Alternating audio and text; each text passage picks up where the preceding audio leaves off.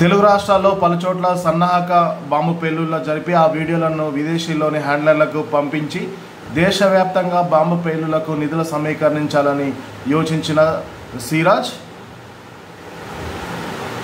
ఇతను విజయనగరం వాసి సిరాజ్ ఉర్ రెహమాన్ కుట్ర పన్నట్లు ఎన్ఐఏ దర్యాప్తులో తేలింది. గజ్వా హింద్ పేరిట భారత్పై యుద్ధమే లక్ష్యంగా అల్ హింద్ ఇత్తెహాద్లే ముస్లిం సంస్థను అతను ఏర్పాటు చేసినట్లు వెల్లడైంది. దీనికి కేంద్ర కమిటీతో పాటు తెలంగాణ రాష్ట్ర, కేరళ, తమిళనాడు రాష్ట్ర కమిటీలను నియమించినట్టు వెలుగు చూసింది. మత ఛాందహాసంతో తీవ్రవాద భావజాలం కలిగిన 50 మంది వరకు ఈ సంస్థలో క్రియాశీలకంగా ఉన్నట్లు తేలింది. ఆ హింసను మరింత విస్తరించేందుకు గుజరాత్, రాజస్థాన్, ఉత్తరప్రదేశ్, ఉత్తరాఖండ్, పశ్చిమ బెంగాల్, ఢిల్లీ తదితర ప్రాంతాల యువకులతో సిరాజ్ సామాజిక మాధ్యమాల ద్వారా నిత్యం సంప్రదింపులు జరిపేవాడని అధికారుల విచారణలో వెల్లడైంది. సిరాజ్ కదలికలు, కార్యకలాపాలు, అతను ఎవరెవరితో సంప్రదిస్తున్నాడు తదితర అంశాలపై ఏడాదిగా నిఘా పెట్టిన ఆంధ్రప్రదేశ్ కౌంటర్ ఇంటెలిజెన్స్ విభాగం పేలుళ్ల కుట్రను ఆదిలోనే భగ్నం చేసింది. సరైన సమయంలో సిరాజ్ను అదుపులోకి తీసుకుంది. లేకపోతే ఊహించినంత నష్టం వాటిల్లేదని ఇటీవల వారం పాటు సిరాజ్తో పాటు సికింద్రాబాద్, బోయగూడకు చెందిన సయ్యద్ సమీర్ను కస్టడీలోకి తీసుకుని విచారించిన కౌంటర్ ఇంటెలిజెన్స్ అండ్ ఎన్ఐఏ అధికారులకు పోలీసులకు కీలకమైన సమాచారం రాబట్టారు.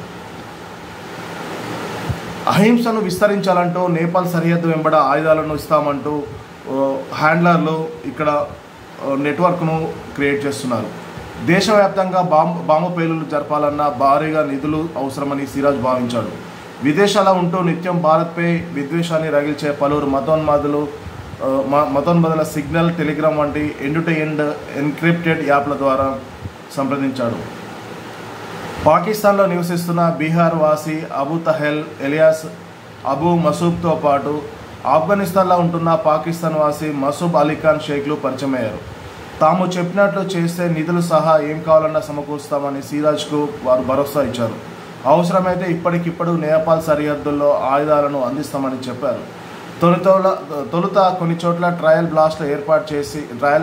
బ్లాస్ట్లు చేసి వాటి వీడియోలను పంపించాలని సూచించారు. బాంబులు ఎలా తయారు చేయాలో, పేలుళ్లు ఎలా జరపాలి అనే అంశాలపై డాక్యుమెంట్లను పంపించారు. వారి ఆదేశాలకు అనుగుణంగానే ట్రయల్ బ్లాస్ట్ల నిర్వహణకు అవసరమైన సామాగ్రిని సిరాజ్ సమకూర్చుకున్నాడు. ఈ తరుణంలోనే ఏపీ కౌంటర్ ఇంటెలిజెన్స్ సమాచారం మేరకు విజయనగరం జిల్లా పోలీసులు అతడిని అరెస్ట్ చేశారు. పేలుళ్లు పాల్పడేందుకు అనువైన ప్రదేశాల కోసం ఒడిశాలోని బ్రహ్మపుర మొదలుకొని శ్రీకాకుళం, విజయనగరం, విశాఖపట్నంతో పాటు హైదరాబాద్లో సిరాజ్ అన్వేషించినట్లు దర్యాప్తులో తేలింది. కొన్నేళ్ల కిందట బ్రహ్మపూర్లో ఓ వివాహ వేడుక హాజరైన సిరాజ్ అక్కడికి వెళ్ళేటప్పుడు, తిరిగి వచ్చినప్పుడు ఎక్కడెక్కడ అనువైన ప్రాంతాలు ఉన్నాయి అని పరిశీలించినట్లు వెల్లడైంది. పేలుడు పదార్థాలను తొలుత అటవీ ప్రాంతాల్లో పరీక్షించి ఆ తర్వాత జనసామర్థ్యం ఉన్న ప్రాంతాల్లో పేల్చాలని భావించినట్టు తెలుస్తుంది. బీటెక్ మెకానికల్ ఇంజనీరింగ్ చదివిన సిరాజ్ ఐఈడీల తయారీపై దృష్టి సారించాడు. లిఫ్ట్ మెకానిక్గా పనిచేసిన అనుభవం ఉన్న సయ్యద్ సమీర్తో కలిసి ఐఈడీల తయారీకి సలహాలు చేశాడు. పేలుళ్ల తర్వాత ఎక్కువ ప్రాణనష్టం కలిగించాలనుకున్న సిరాజ్ సైకిల్ బేరింగ్స్ బాల్స్ను పేలుడు పదార్థాల్లో వాడాలనుకున్నాడు. పేలుడు తీవ్రతకు బేరింగ్ బాల్స్ ఎగిరి ఎక్కువ మందిని గాయపరుస్తాయని అలాగే మృతుల సంఖ్య మరింత పెరిగే అవకాశం ఉంటుందని భావించి పేలుళ్ల తీవ్రత ఎక్కువగా ఉంటే ప్రాణ నష్టం ఎక్కువ కలిగించవచ్చనే భావనతో పై విధంగా ప్లాన్ చేసినట్టు సమాచారం. బీటెక్ చదివేటప్పుడే తన మతానికి చెందిన అమ్మాయిని సిరాజ్ ప్రేమించాడు. ఆమె అతడిని కాకుండా మరో వర్గానికి చెందిన యువకుడిని ప్రేమించింది.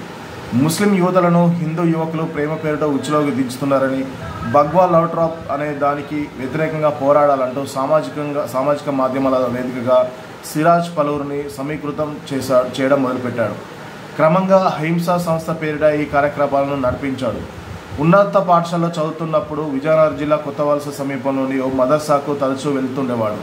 ఆ సమయంలోనే ఉత్తరప్రదేశ్కు చెందిన ఫజియా ఖాన్ అనే వ్యక్తి ప్రభావంతో సిరాజ్ ఛాందసవాదం, మతోన్మాదం భావనలు మొగ్గి అతని మనసులో హింసావాదం చెలరేగింది. ఉత్తరప్రదేశ్ చెందిన మౌలానా ఫజే ఖాన్ను అనే వ్యక్తిని మదర్సాలో తరచూ కరుస్తుండడంతో అతని ఆలోచన కూడా హింసా మార్గంలో నడిచింది. దీని విచారణలో ఒప్పుకున్నట్టు కౌంటర్ ఇంటెలిజెన్స్ అధికారులు వెల్లడించారు.